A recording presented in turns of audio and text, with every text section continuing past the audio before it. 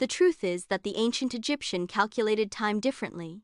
The truth is that time for the ancient Egyptian was not just hours and days passing. He did not see time as a straight line with a beginning and an end, but rather saw it as a circle that turns and returns to the same point. Because of this, the idea of complete annihilation did not exist for him. The year was divided according to the Nile. A flood answers life, cultivation builds hope, a harvest completes the cycle, and then everything starts anew. This cycle made the ancient Egyptian believe that the universe itself does not stop. The truth is that the Egyptian calendar was one of the most accurate calendars in the ancient world. They determined the year to be 365 days, divided it into months and days, and linked time to the sun and stars. Not random, a clear cosmic system. The ancient Egyptian was not in a hurry with time. He understood that what goes returns, and that change is not the end, but a transition. For this reason, he cared about the name, the memory, and the impact. Time for him was not an enemy, it was a partner. And from here, a civilization was built that did not fear annihilation, a civilization that believed that what is done right remains forever. The ancient Egyptian did not use cosmetics for appearance only. Cosmetics for him were protection, treatment, and identity. The black coal was made from galena, and this was not a coincidence. This material protects the eye from the strong sun and reduces inflammation. The green coal was made from malachite and was associated with health and renewal. Men and women used cosmetics and not a specific group. Essential oils were essential, made from plants and flowers, and used for moisturizing and protection from heat. Even lipstick was present, made from natural dyes. The cosmetic tools themselves were art pieces, copper mirrors, stone pots, and spoons in the shape of deities.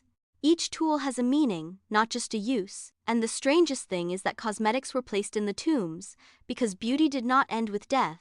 The ancient Egyptians saw that taking care of the body was respect for the soul, and that beauty was part of the balance in life, and in the afterlife as well.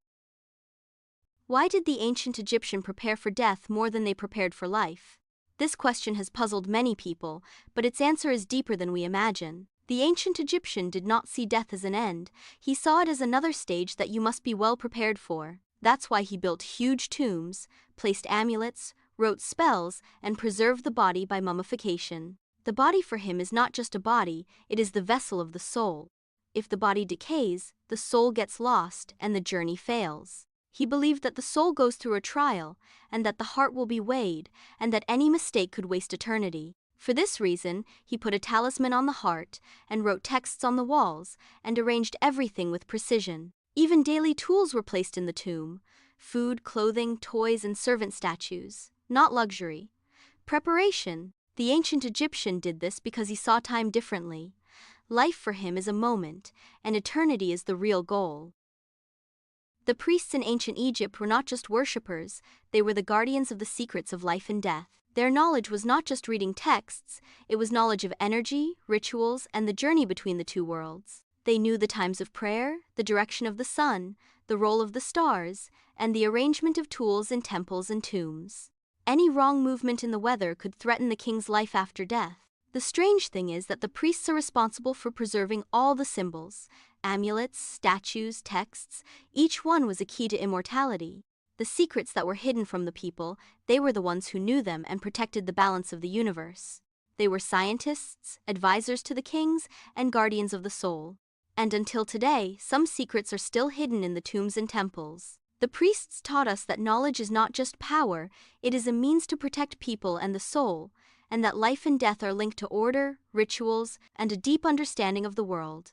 The symbols they used are still a key to understanding a civilization that is thousands of years old. A civilization taught that wisdom is greater than power, and secrets are more important than the outward form. The Book of the Dead for the ancient Egyptian was not one book nor a fixed copy. It was a collection of texts and spells that were written on papyri and placed with the mummy inside the tomb. Its goal was not the fear of death, but to help the soul on its journey after leaving the body. The ancient Egyptian believed that the soul goes through difficult stages, and in each stage you encounter doors, guards, and courts. Each door has a name, and each guard has a question, and the soul cannot pass unless you say the right words at the right time. That's why the spells were essential, and the mistake in them could waste the whole journey. The Book of the Dead was personal.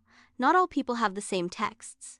Each one chooses the spells that suit his life, his status, and his way of living. The drawings inside were not for decoration. This is a map of the other world, the balance of the heart, the court of Osiris, and the gods responsible for the reckoning. The book also focuses on ethics, because the soul does not just need words, it needs a heart light with justice and truth. The Book of the Dead wasn't about the end, it was a guide for passage, explaining how a person completes his journey safely towards immortality.